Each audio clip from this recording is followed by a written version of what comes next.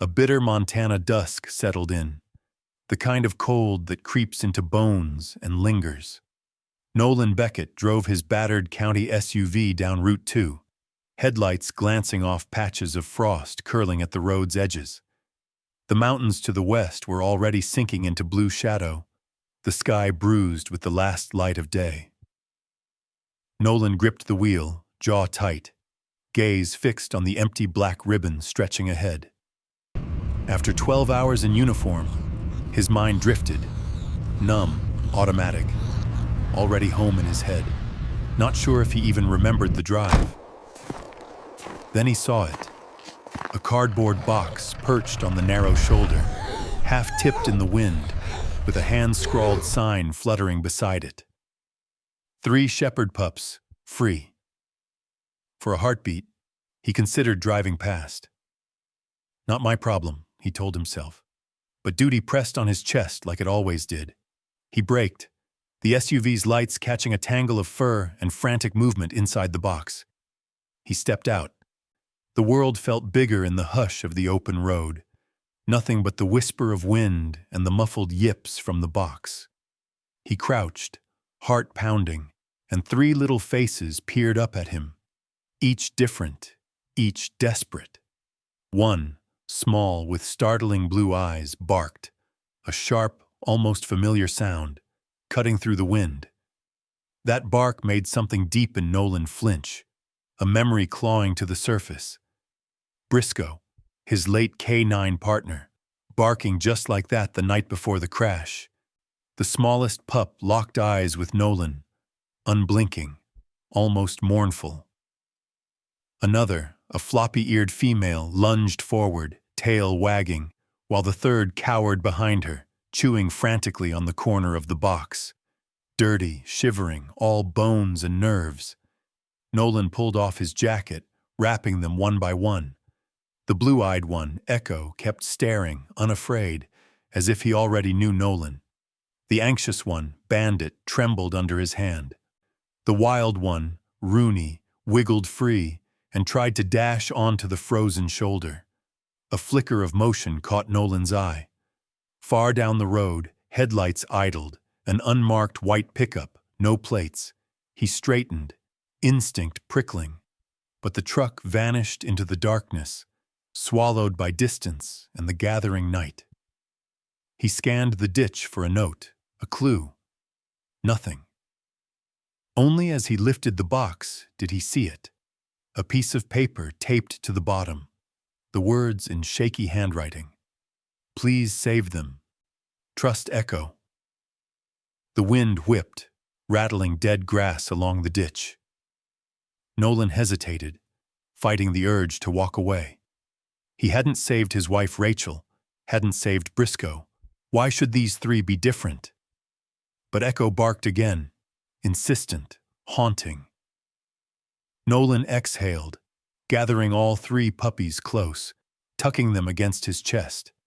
The sign's message echoed in his mind, mixing with grief and reluctant hope. Back in the SUV, the dogs huddled on the passenger seat, shivering but alive. Echo pressed against the window, watching the darkness. Rooney curled in Nolan's lap. Bandit gnawed on Briscoe's old leash Nolan kept in the glove box, a habit he'd never broken. As Nolan pulled away, headlights swept the empty road behind him. For a moment, he thought he saw the white pickup again, lurking at a crossroads. Then it was gone, like a ghost in the cold Montana dusk. He drove on, mind racing. Who would abandon 3 purebred shepherd pups in the dead of winter? Why the note? Why did Echo's bark send chills down his spine? The road seemed longer now, every mile weighted with questions he didn't want to answer.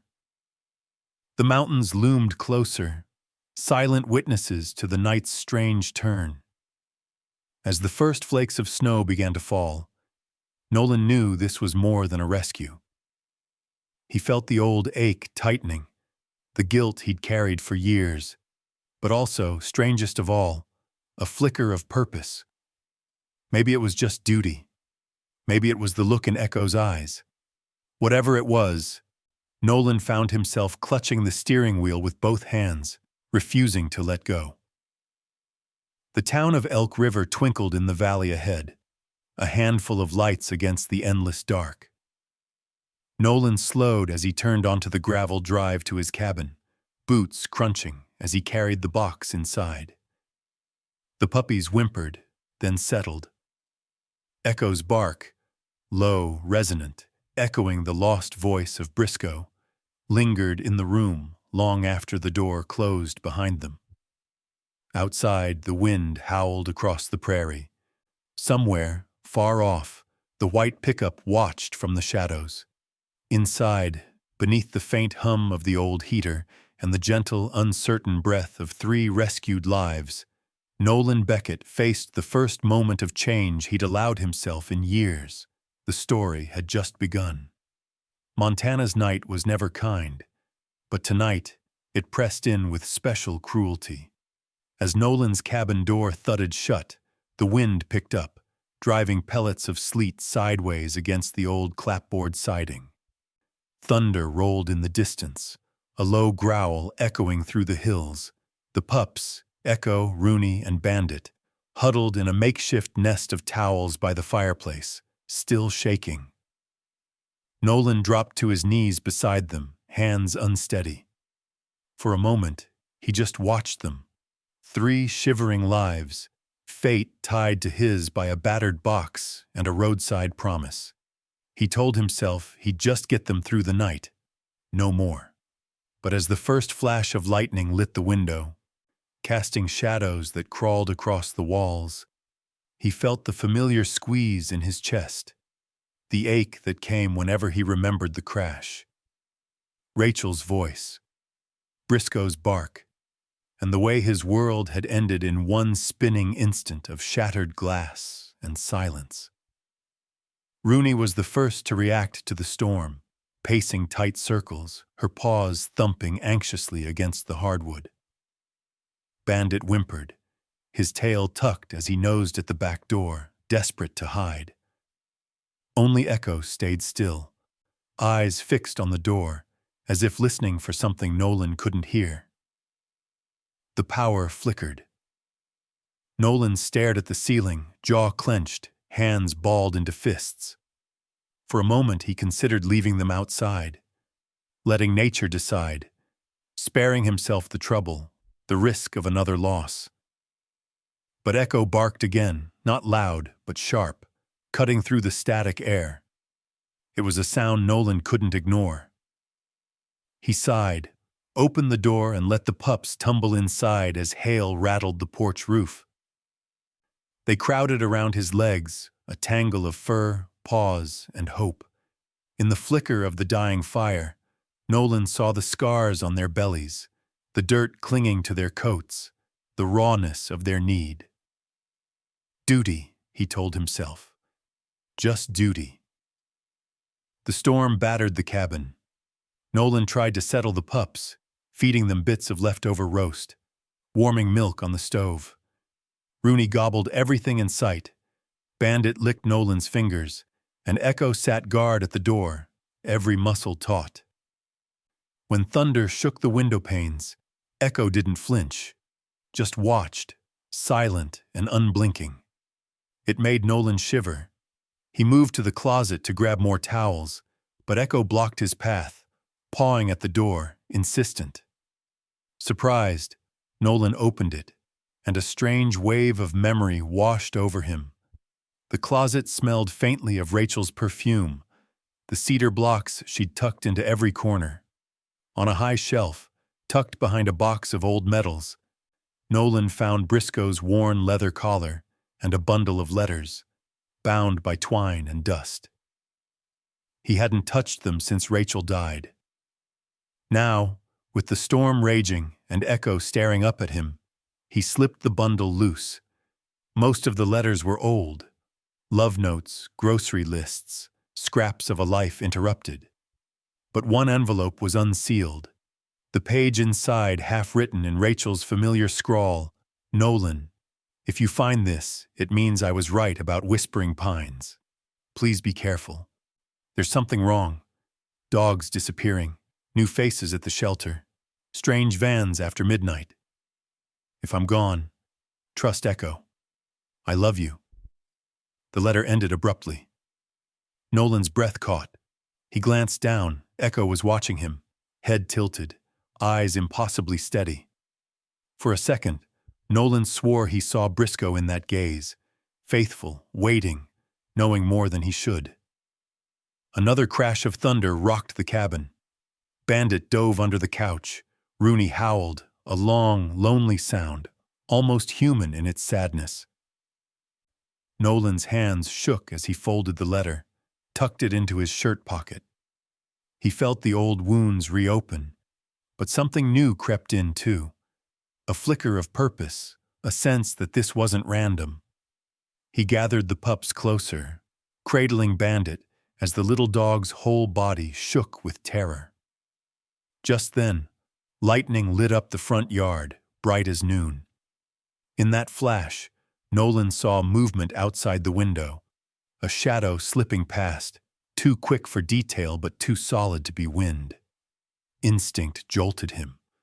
He moved to the door, hand hovering over the lock, eyes narrowed against the darkness. Echo barked, sharp and low, body tense. Rooney pressed against Nolan's calf. Bandit whimpered, nose buried in Nolan's palm. Nolan's mind spun. Was it a coyote? Someone from town? Or the white pickup from the highway, back to finish what they'd started? He grabbed his flashlight, stepped onto the porch, the wind howling around him. He swept the beam across the yard, nothing but swirling snow, the skeletal apple tree, the empty tire swing creaking in the gale. No sign of life. But he knew what he'd seen. Someone was watching. Someone wanted these pups. Inside, he locked the door, heart hammering. The pups gathered around him, seeking warmth and safety he wasn't sure he could provide. Echo curled at his feet, never breaking eye contact.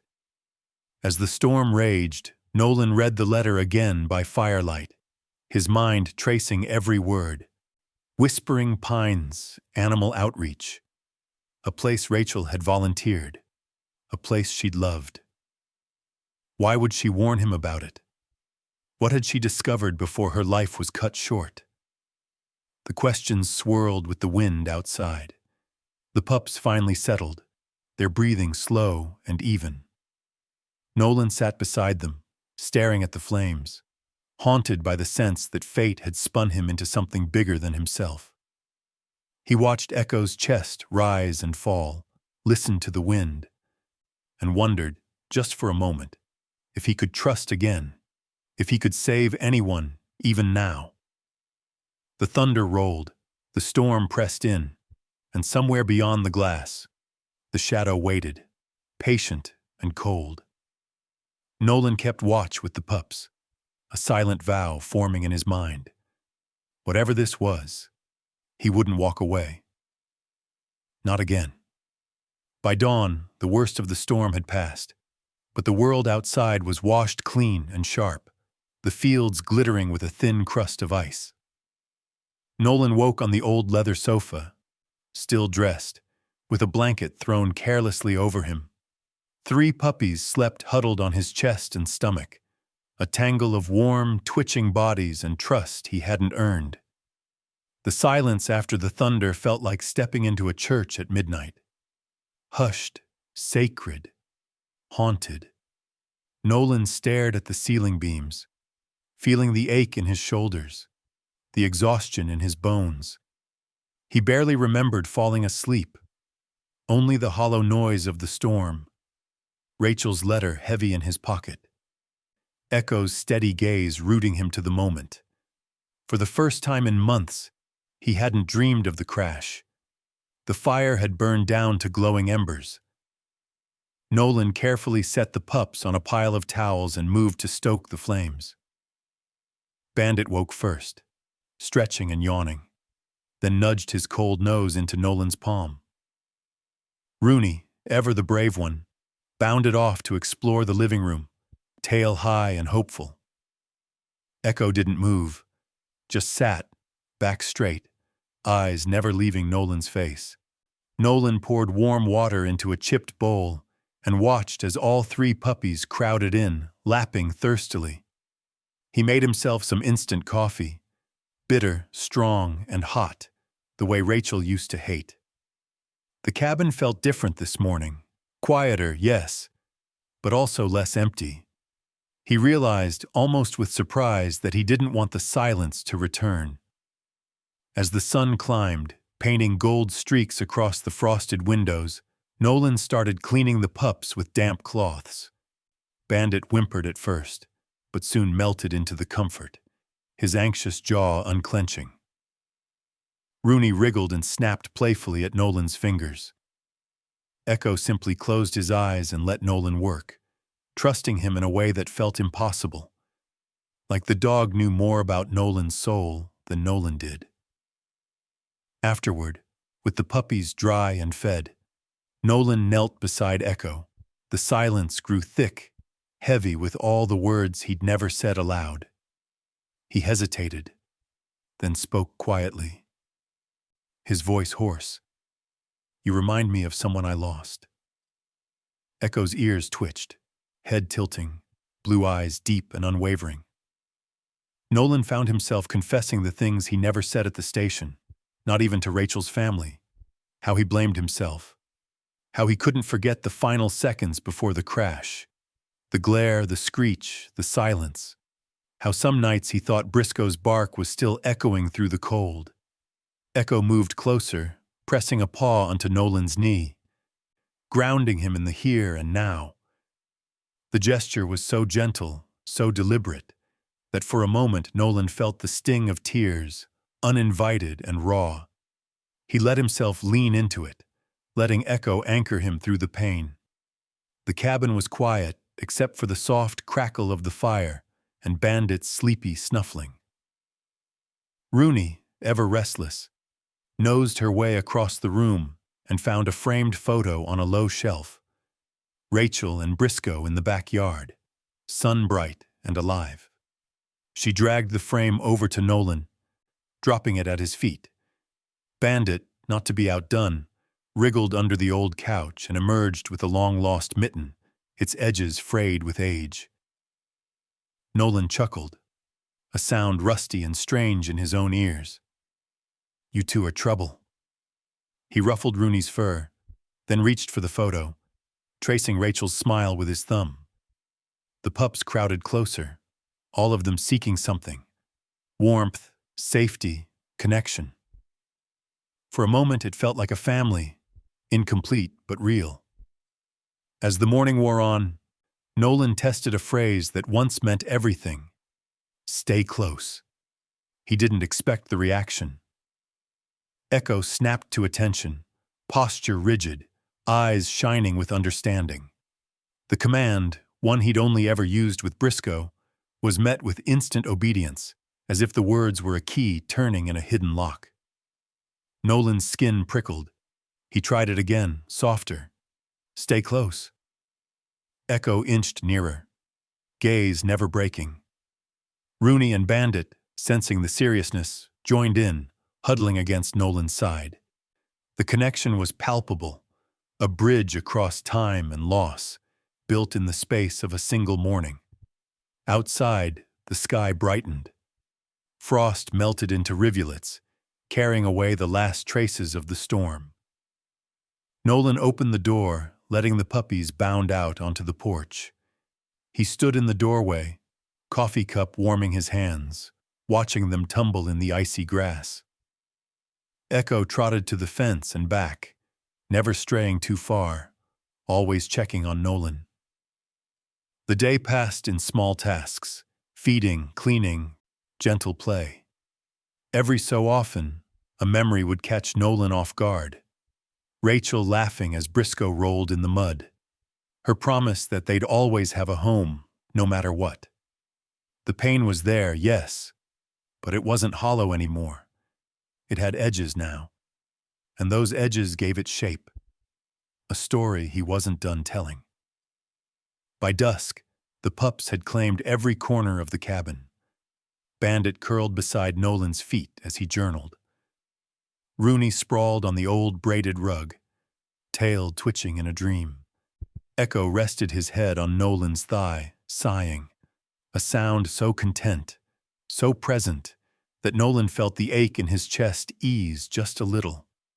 That night, before the fire, Nolan whispered a quiet thank you to the silence, to Briscoe, to whatever strange fate had set him on this path. As the puppies pressed close, their warmth and trust settling into his bones, Nolan realized the truth. Ghosts fade, but what's real, what's here now, can be enough to bring someone back to life.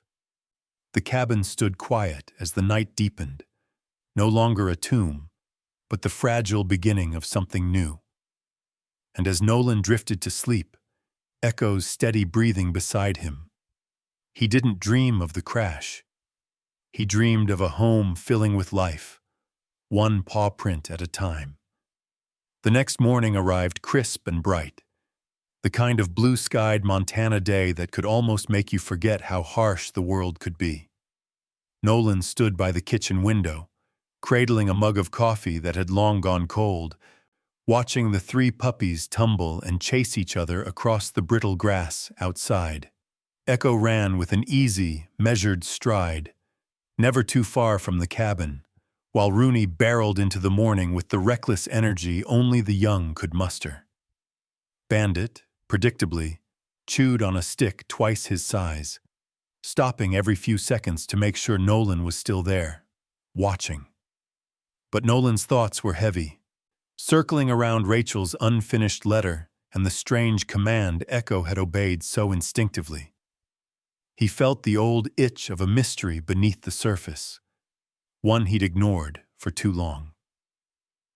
That morning, Nolan laced up his boots, tugged on his sheriff's jacket, and scribbled a quick note to himself. Whispering Pines. Rachel, find out. The puppies piled into his truck without argument. Echo settled by the passenger seat. Bandit curled up behind Nolan's boots, and Rooney whined until she was allowed to stick her head out the window. The drive into town was silent, except for the crackle of gravel beneath the tires and the occasional yelp of delight from Rooney. Whispering Pines Animal Outreach had once been a jewel of Elk River, a place where Rachel spent long hours, organizing adoptions and caring for strays. But in the 2 years since her death, the shelter had shuttered, the main building now grayed and slumping beneath the weight of neglect. Nolan parked along the overgrown drive, feeling a strange pulse of memory as he approached the peeling green door, the dogs trailing behind. He expected emptiness, dust, and silence. Instead, the door creaked open before he knocked. Standing there was Harriet Quinn, once the shelter's manager, now looking older, her hair pulled back in a tight, nervous knot. She blinked in surprise, eyeing the dogs before meeting Nolan's gaze. "Nolan Beckett, haven't seen you here since—" She stopped herself, clearing her throat, eyes darting to the puppies. "What brings you out to this place?" Nolan shrugged. Questions mostly, about Rachel, about the shelter. He hesitated, then added, "Some things don't add up. You got a minute?" Harriet let him in, ushering him past cracked tile and old flyers curling on the walls. The place smelled of pine cleaner and distant loss. "I come by every few days to feed the barn cats," she explained, voice low. "Place just didn't feel right closing it down. Not after everything Rachel did." Nolan's eyes moved across the dusty space. Cages empty, bulletin boards still decorated with photos of dogs long adopted. Rooney jumped up and tried to snag a faded tennis ball from a countertop. Bandit sniffed at a stack of ancient towels. Echo hung back, sitting alert by the door. As Harriet made tea, Nolan pressed gently, trying not to betray the urgency in his questions. "Rachel ever mention anything off about the place? Vans coming by late, new faces, missing dogs. Harriet's hands shook as she poured. Rachel was a firecracker. She poked her nose where it didn't belong. Used to tell me about night runs, weird shipments, paperwork that didn't match up.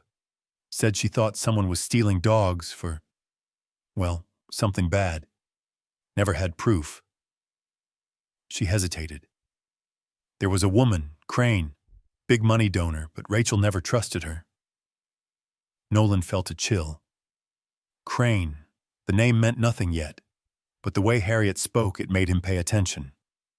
Just then, Echo darted away from the group, disappearing down the darkened hall.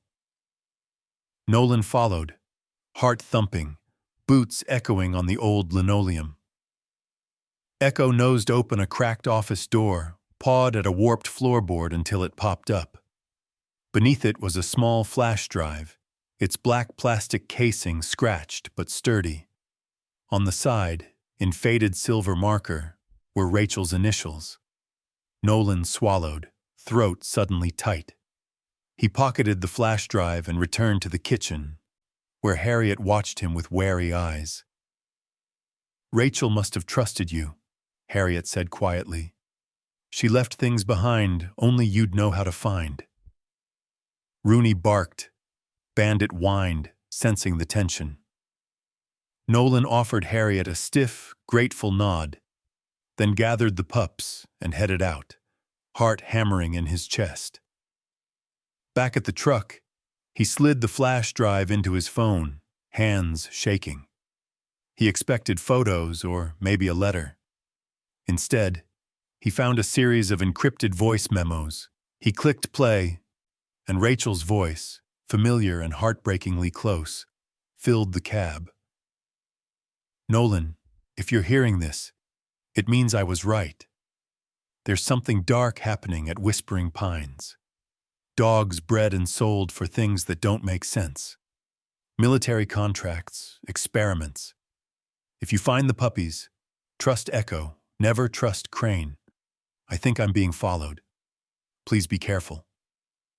The memos trailed off, static and fear thick in Rachel's voice. Nolan stared out the windshield, the world blurring at the edges. Bandit crawled into his lap. Echo sat upright, gaze fierce and protective. Rooney wagged her tail as if urging him forward. Nolan closed his eyes, feeling the gravity of Rachel's trust and the weight of secrets left behind. The pups pressed close, 3 heartbeats grounding him. The answers were coming, he knew. But so was danger. For the first time, the pieces of Rachel's puzzle were starting to take shape. The only way forward was through the darkness, with 3 unlikely guardians by his side. Outside, the wind picked up, carrying the promise of more storms. But inside the truck, for the first time in years, Nolan felt like he was exactly where he was supposed to be, chasing the truth, with his heart, damaged but determined, leading the way. Nolan spent the next 2 days holed up in his cabin, the world outside shrinking to the glow of his laptop and the comforting weight of 3 puppies sprawled across his feet. The voice memos from Rachel's flash drive haunted him. Her urgency, the names and numbers, the way she spoke of danger with equal parts fear and stubborn resolve.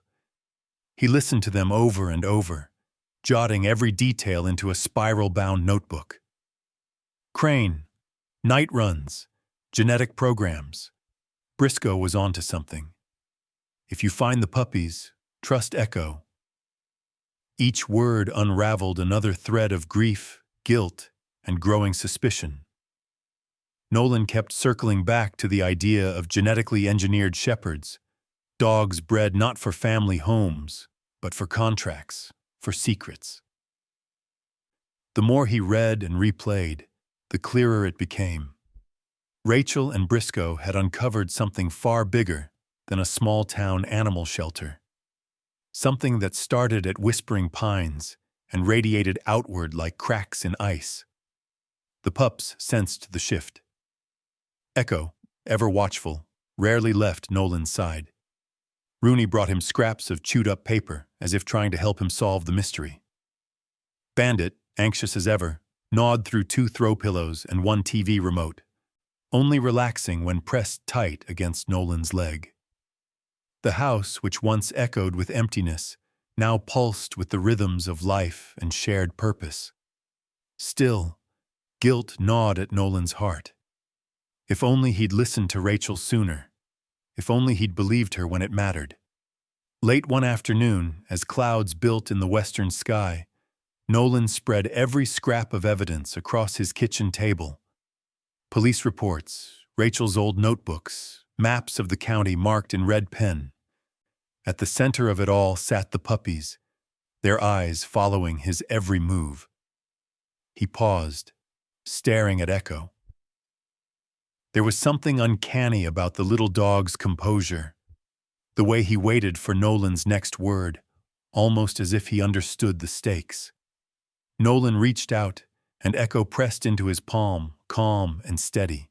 That evening, as Nolan was tossing the pup's bedding into the wash, he felt something small and hard beneath his fingers, tangled deep in Rooney's thick fur.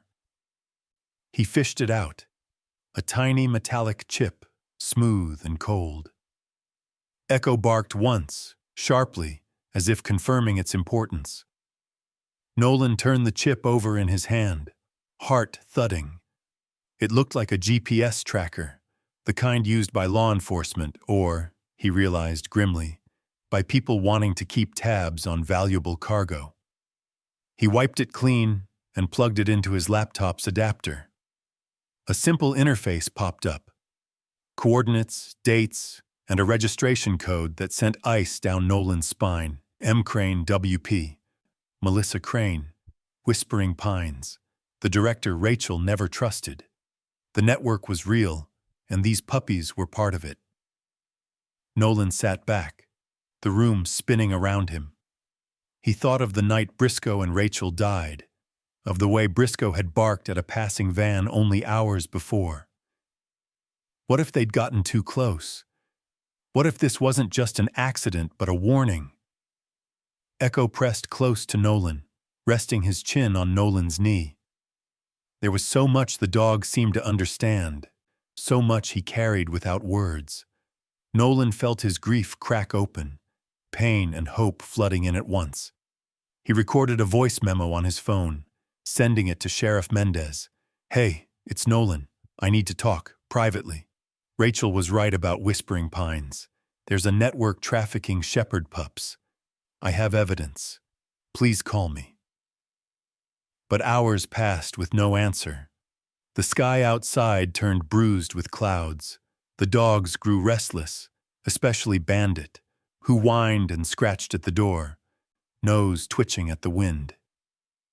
Nolan's mind ran through every possibility. He thought about Crane, how she'd always managed to skirt real questions at town meetings, how she'd donated just enough to keep people quiet. He replayed the last of Rachel's memos, hearing her voice tremble as she said, "If you find the puppies, trust Echo, never trust Crane." Was Rachel warning him from beyond, or had she left more for him to find? That night, the pups wouldn't settle. Echo paced the floor, pausing to glance at the window every few minutes. Rooney barked at shadows. Bandit curled up with Nolan on the couch, body taut and trembling. The air felt charged, a storm brewing inside and out. Unable to sleep, Nolan took the dogs out beneath the starless sky. He watched Echo sniff the air, head high, every sense alert. He remembered Briscoe, how the dog always knew when something was wrong, how he'd put himself between danger and family without hesitation. The connection between Echo and Briscoe was more than physical. It was in the way Echo responded to Nolan's commands, the way he seemed to read moods, anticipate fear. In the quiet, Nolan let himself hope, for justice, for the truth, for a future where saving these pups meant saving a part of himself. He realized slowly, that the bond he was forming with Echo, Rooney, and Bandit was different than anything he'd known before. Not a replacement for what he'd lost, but a new chapter, forged in hardship and uncertainty. Inside, as the first drops of rain tapped the roof, Nolan made a silent promise. He wouldn't let Rachel's sacrifice be for nothing. He would see this through, for the pups, for Briscoe, for himself. He gathered the dogs close, felt their warmth steady his racing heart, and whispered, "We're not running anymore. Not from grief, not from the past. We finish this, together." As thunder rolled on the horizon and the puppies drifted into sleep around him, Nolan knew he was finally ready to face whatever darkness lay ahead, so long as he wasn't facing it alone. A tense hush settled over Elk River the next day, as if the valley itself sensed a coming storm. Nolan woke to the uneasy stillness, his nerves raw, eyes scanning the pale light creeping through the window. Bandit was already awake, pacing at the front door with quiet urgency. Echo stood sentinel by the living room window, his ears flicking at every distant sound. Rooney, usually the rowdiest, whined softly and pressed herself against Nolan's legs. The air inside the cabin felt tight, expectant, a silence full of warnings. Nolan's first clue came with the rumble of tires on gravel, too slow to be a neighbor, too deliberate to be random. He peered through the curtains just as an unmarked sedan cruised past, the kind used by law enforcement or people trying to blend in. The windows were tinted, the plates muddy and unreadable. It wasn't the sheriff's department. Nolan's gut told him it was something else, something watching. He tried to shake it off, busying himself with breakfast and chores, but the sense of eyes on him never faded. Bandit flinched at every stray noise. Echo's gaze never left the woods across the road. The phone rang twice that morning, both times the line dead silent after Nolan answered, save for the faint hiss of static and a soft click. The third time, a distorted voice muttered, "You have what belongs to us." Nolan hung up, anger rising. Forcing himself not to show fear in front of the pups, he locked the doors, checked the old rifle he kept above the mantel, and scrawled a note to Sheriff Mendez. Still no answer. He sent a second message. "Possible surveillance. Possible threat. Call me ASAP." That afternoon, an anonymous package appeared on Nolan's porch. No return address, only his name in block letters, smudged by rain. He opened it inside, hands trembling.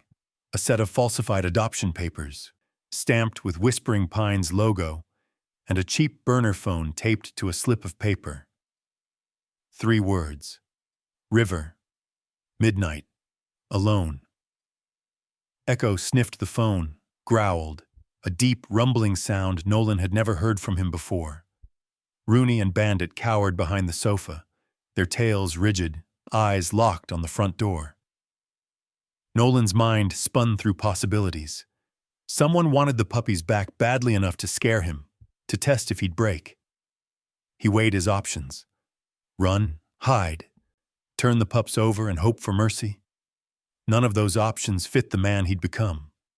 Not anymore.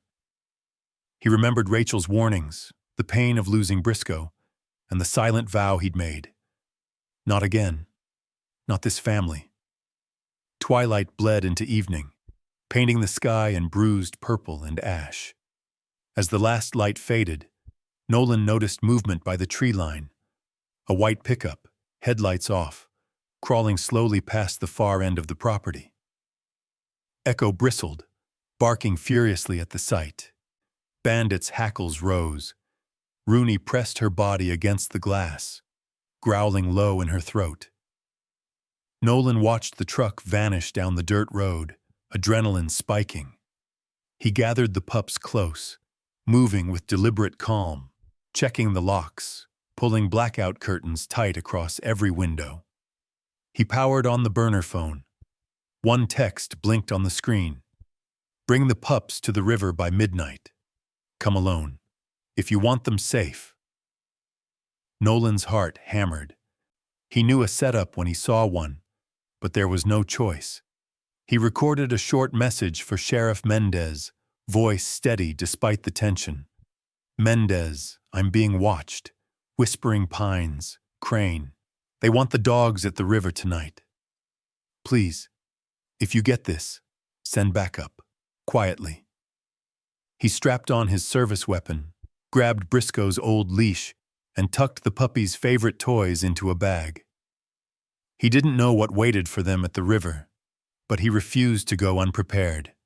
He stroked each dog's head, Rooney's ears floppy and warm, Bandit's anxious eyes searching his, Echo's unblinking gaze steady as always. As midnight neared, Nolan loaded the pups into the back of his truck, checking the rearview mirror every few seconds. The drive to the river was a blur. Trees whipping past, road empty and endless, moonlight glinting off the rushing water. His hands shook on the wheel, but his resolve hardened with every mile. At the riverbank, the world was hushed and spectral. Fog clung low to the ground. The only sounds the burble of the current and the nervous panting of the pups in the truck. Nolan killed the engine and waited, tension coiling in his gut. He scanned the woods, shadows shifting, heart pounding. Minutes crawled by. The burner phone buzzed. A single text, now. Nolan opened the truck door, the cold biting through his jacket, and lifted the puppies gently into his arms. He stood beneath the cottonwoods, the river at his back, every nerve on edge. Echo pressed close to his leg, eyes never leaving the darkness beyond the clearing. Then headlights flared through the mist. An unmarked white pickup rolled to a stop 20 yards away. 3 figures stepped out, one tall and slim, her hair pulled into a severe bun, Melissa Crane. 2 men, hulking and silent, fanned out behind her, flashlights in hand, guns at their hips. Echo tensed, lips curling in a silent warning.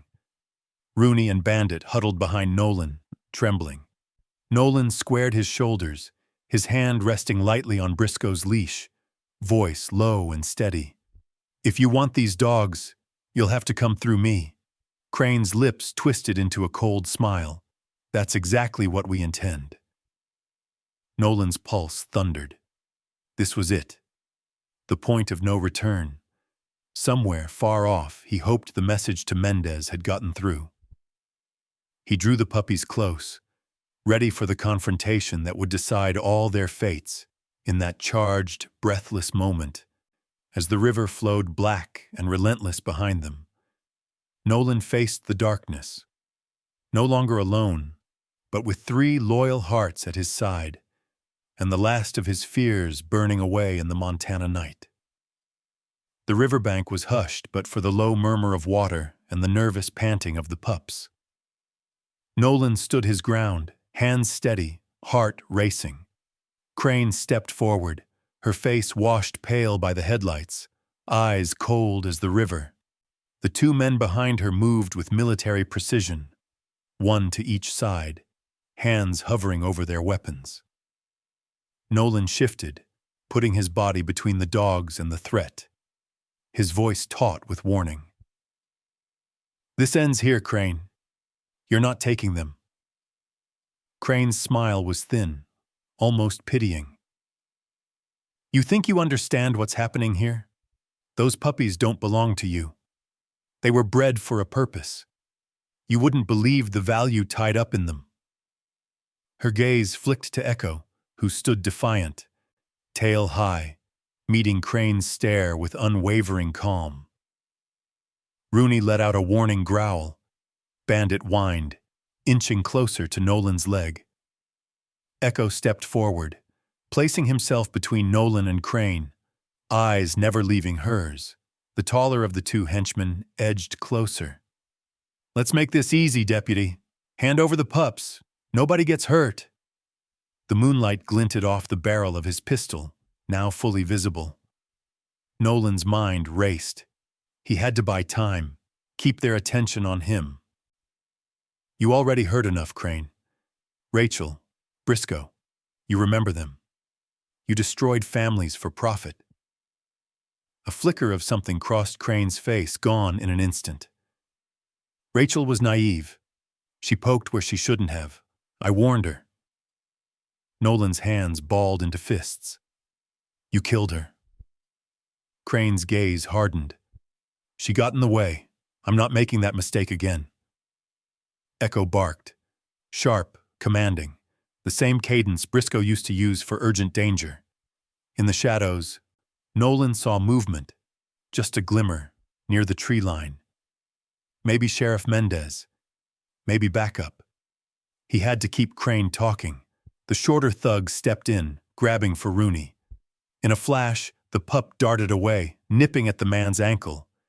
Bandit, seizing the moment, lunged at Crane's arm, teeth clamping down just as her hand closed around Echo's collar.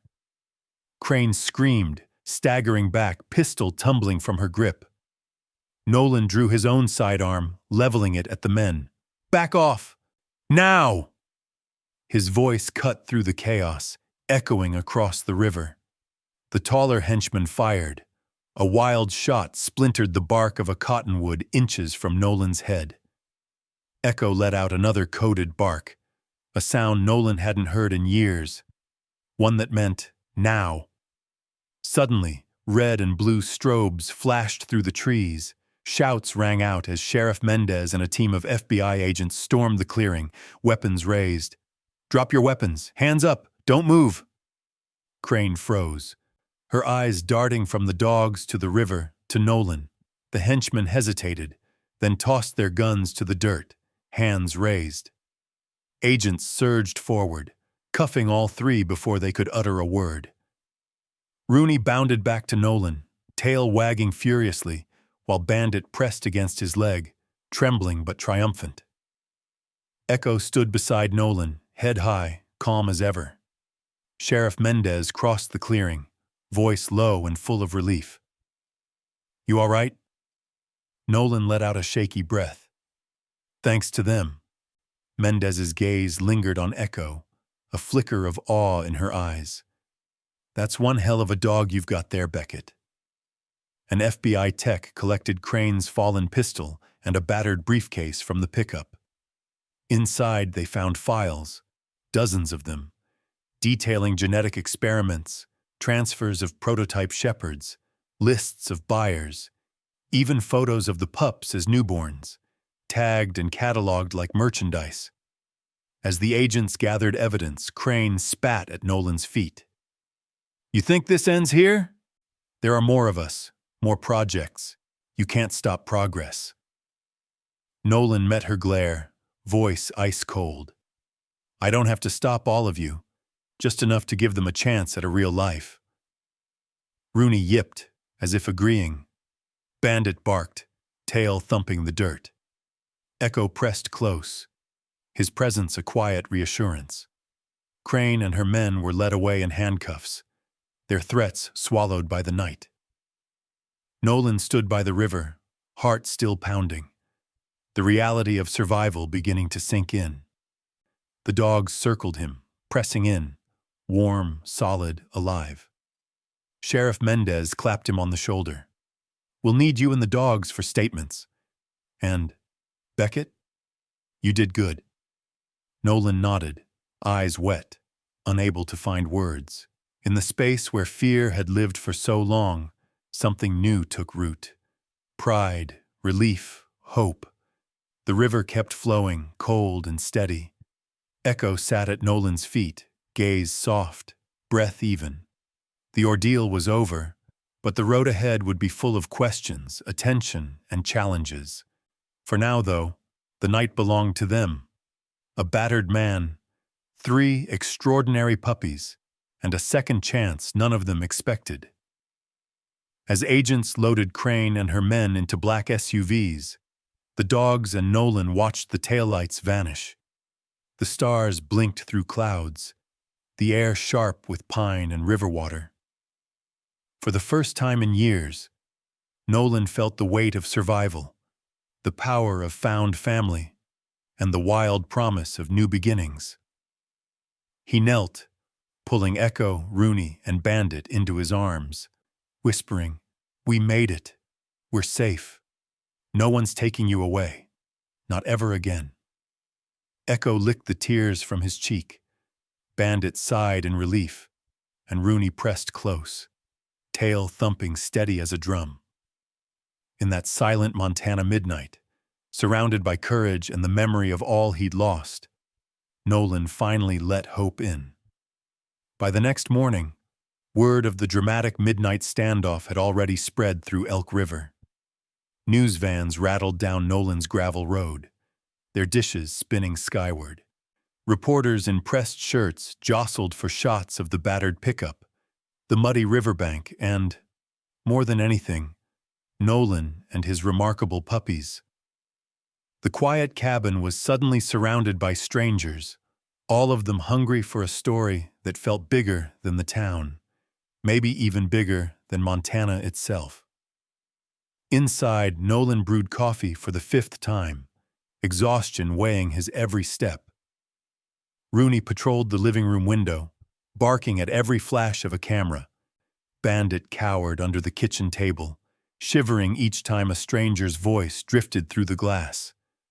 Only Echo remained calm, perched at Nolan's side, unblinking as law enforcement officials, animal welfare agents, and news anchors all swirled through the space that used to be his sanctuary. The FBI set up a mobile command post in the yard. Agents dusted for prints, gathered files from the truck, and hauled out bags of evidence. Vials, paperwork, lists of coded numbers and names. Nolan watched as the scope of the conspiracy came into focus. Years of breeding, trafficking, and hiding German shepherds designed for military and police work, all orchestrated by Melissa Crane and her shell organizations. For the first time, Nolan saw how much Rachel and Briscoe had risked, how close they'd come to unraveling the entire network.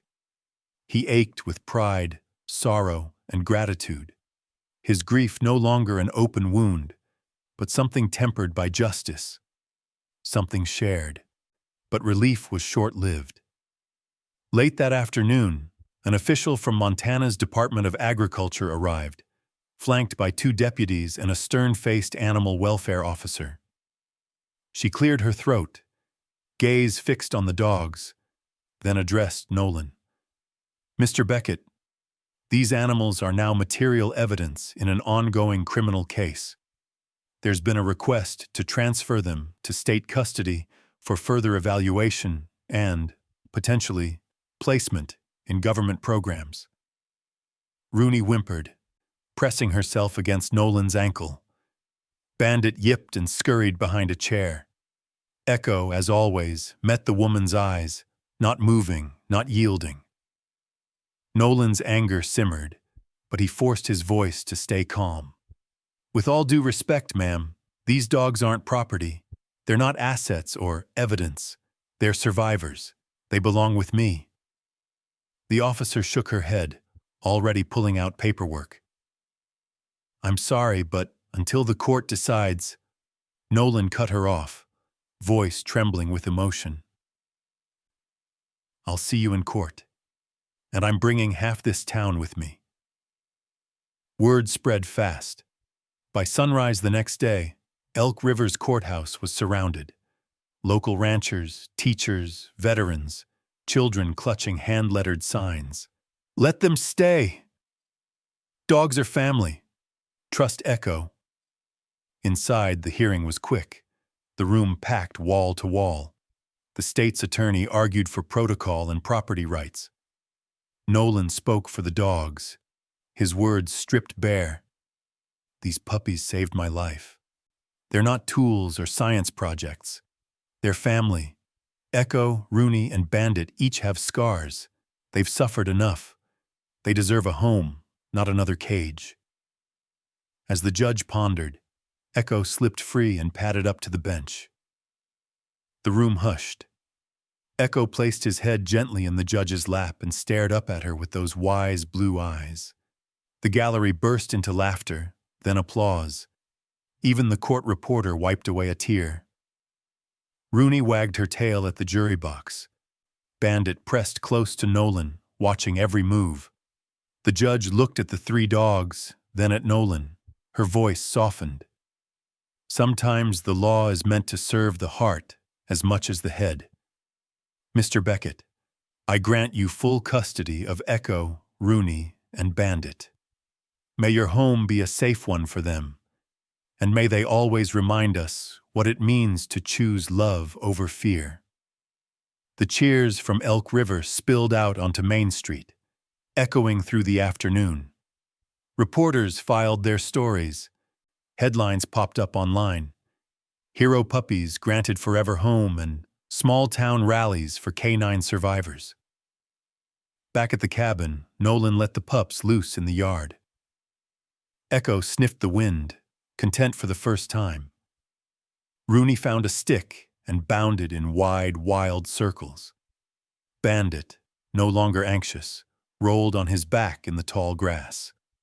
Neighbors stopped by with treats, kids with hand-drawn cards, and veterans with trembling hands and old stories of dogs who'd saved them too.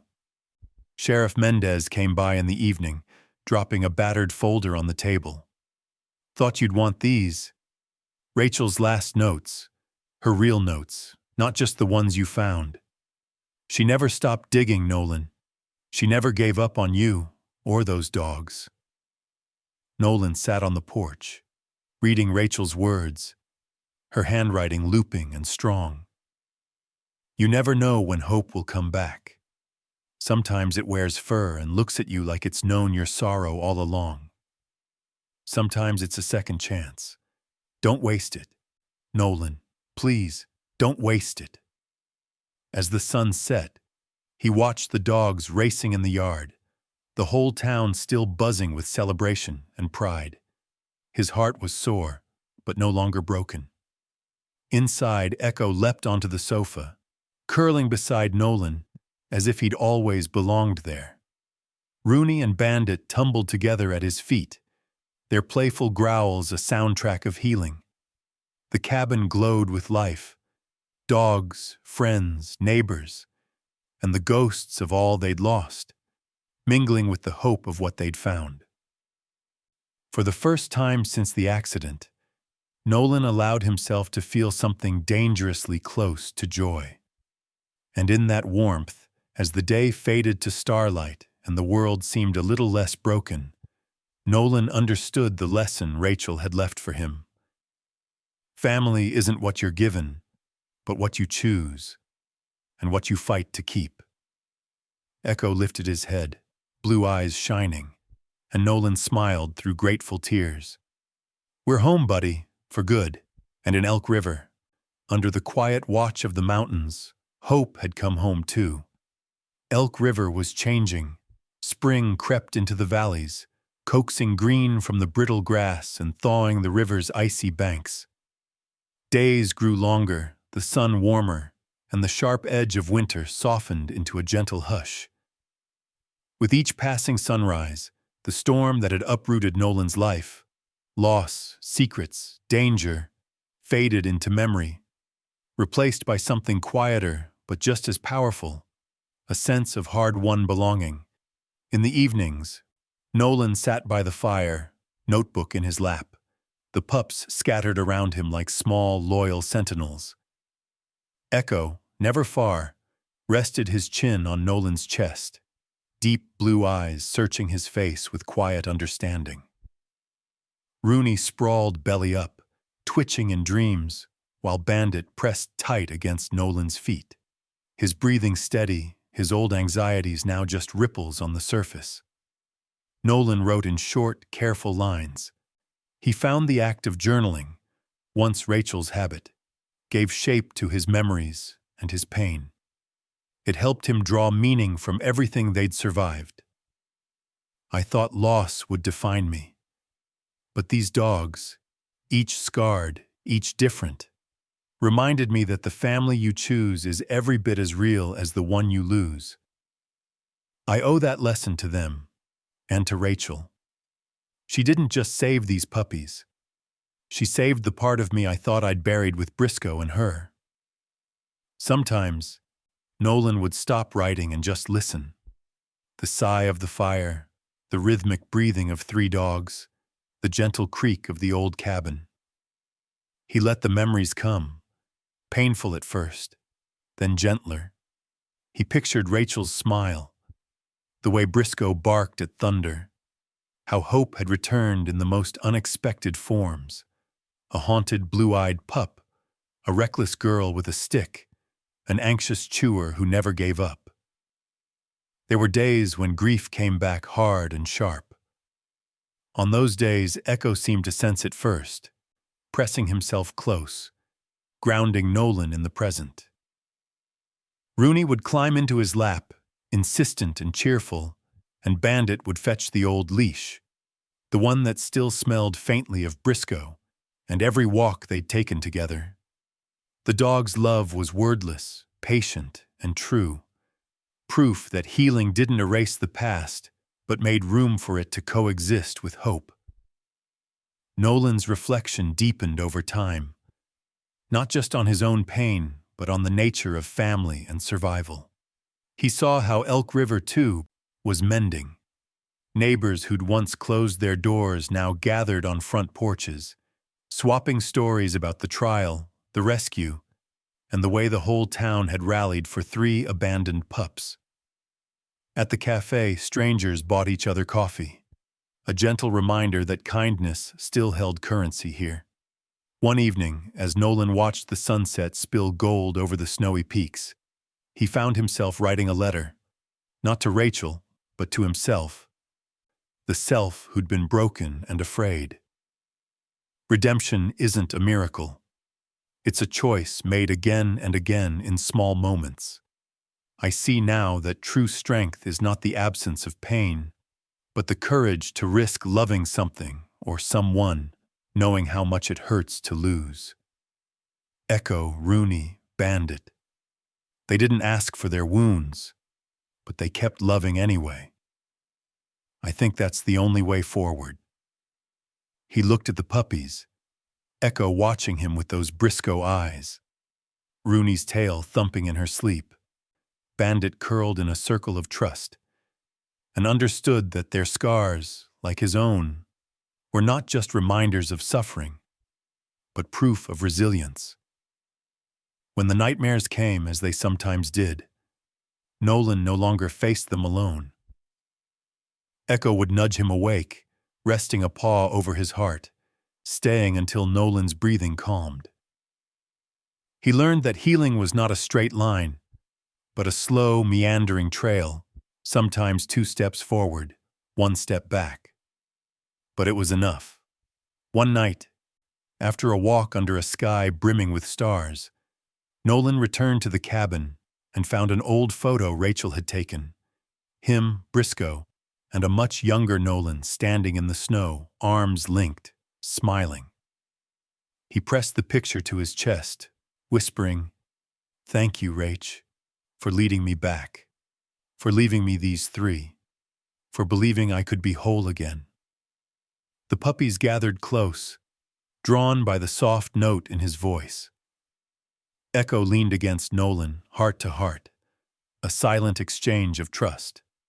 Rooney nosed her way onto his lap, as if determined to keep him from drifting too far into sorrow.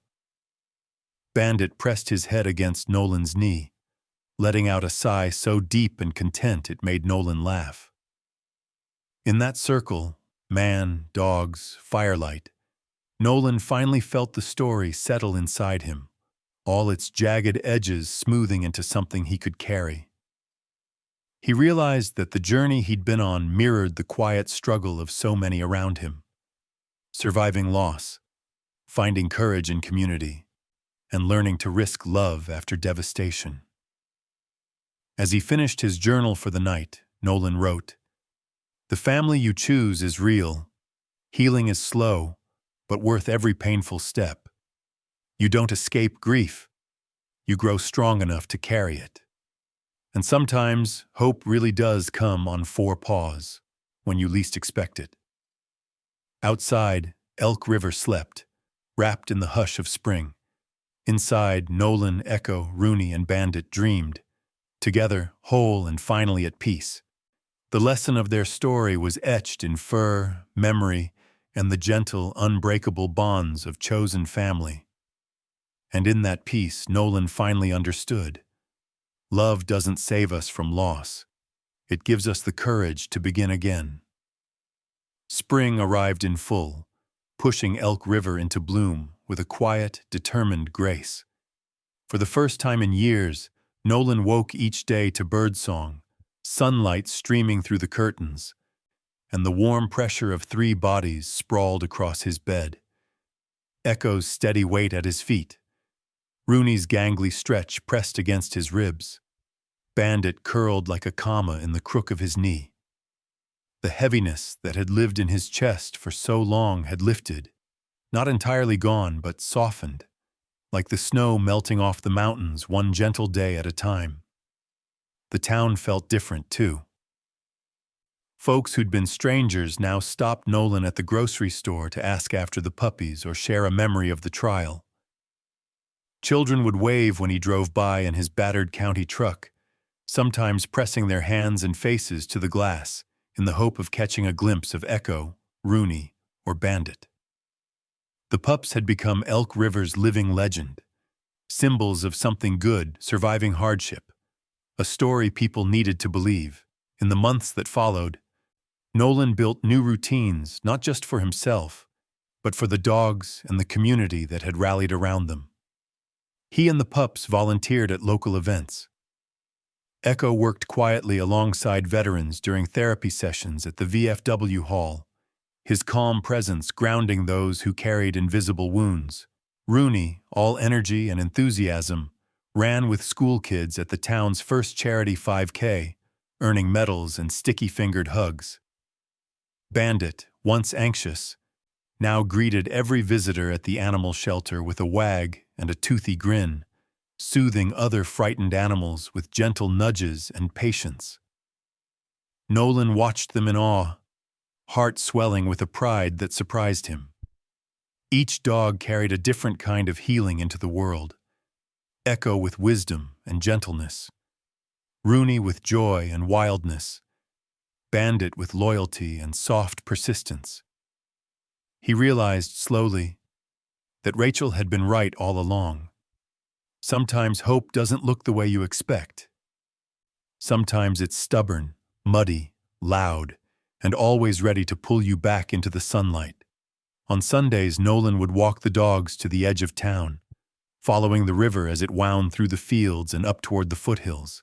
He'd stop at the small garden Rachel had started years before, the beds now tangled with wildflowers, and plant new seeds, tomatoes, sunflowers, and the last of the sweet peas she'd saved in a jar marked for next spring.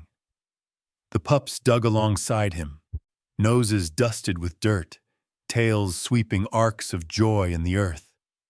It was messy, hopeful work, the kind that left Nolan's hands raw but his heart lighter. Sometimes when he knelt in the soil or leaned against the fence watching the sunset, townsfolk would join him. They'd bring seedlings, stories, laughter. They'd talk about second chances and the ways grief could bind a community, not just break it. Nolan found comfort in their company, in the way Echo greeted newcomers with a solemn gaze. Rooney charmed children with her antics, and Bandit offered solace to anyone who needed it. The cabin, once so quiet and haunted, became a place of gathering. Neighbors dropped by for coffee, kids for cookies, old friends for advice or comfort. Echo would curl by the fireplace, watching the world with knowing eyes. Rooney and Bandit tumbled through the living room, their roughhousing a soundtrack for this new chapter. In quiet moments, Nolan still felt the ache of loss, Rachel's absence, Briscoe's memory, the years spent wandering in sorrow. But he'd learned something profound. Letting go of pain wasn't a betrayal. It was a way to honor the love that remained, to carry it forward, planting it in every act of kindness and every new connection. He wrote about it in his journal, not for the headlines, but for himself. Every soul deserves a home, a purpose, and a second chance. I thought I was finished. I thought grief would swallow me. But these dogs, this family, showed me that letting go is sometimes the bravest thing you can do. That hope is a seed you plant, and trust the world to water, even after a long winter. When the anniversary of Rachel's passing came, Nolan and the dogs returned to her garden. He planted a small dogwood tree beside her favorite bench, the pups watching in solemn silence. He whispered a prayer of gratitude for Rachel, for Briscoe, for the strangers who'd become friends, and for the 3 dogs who'd shown him that beginnings are often disguised as endings. Children gathered around, helping pat the earth down, laughing as Rooney sneezed and Bandit licked the dirt from their hands. Echo sat beside Nolan, shoulder to shoulder, as if to say, "We're all right. We're home." As the sun slipped behind the mountains, casting Elk River in a golden hush, Nolan gathered everyone close. Neighbors, friends, pups. They stood together beneath Montana's endless sky, a testament to the truth Rachel had left him. Love was always worth the risk. Hope could be stubborn, and family, by blood or by choice, was the brightest thing of all. In the quiet after, as Nolan walked back toward the cabin with Echo, Rooney, and Bandit at his heels, he looked up and smiled. The world was still broken, but it was also beautiful, brimming with the promise of second chances. With each step, the ground felt steadier. The dogs raced ahead, barking at the shadows, pulling him forward into whatever came next. He knew there would be more hard days, more loss, more questions, more of the ordinary struggles that made up a life. But he also knew, deep in his bones, as sure as the river flowed and the seasons turned, that he could face them so long as he remembered what he'd learned. Love fiercely, let go gently, and trust always in the healing that comes from choosing one another again and again. And under the wide, forgiving sky, as the first stars blinked awake, Nolan Beckett and his 3 loyal dogs walked home, a family not made by fate, but by the deliberate, hopeful act of loving, losing, and beginning again.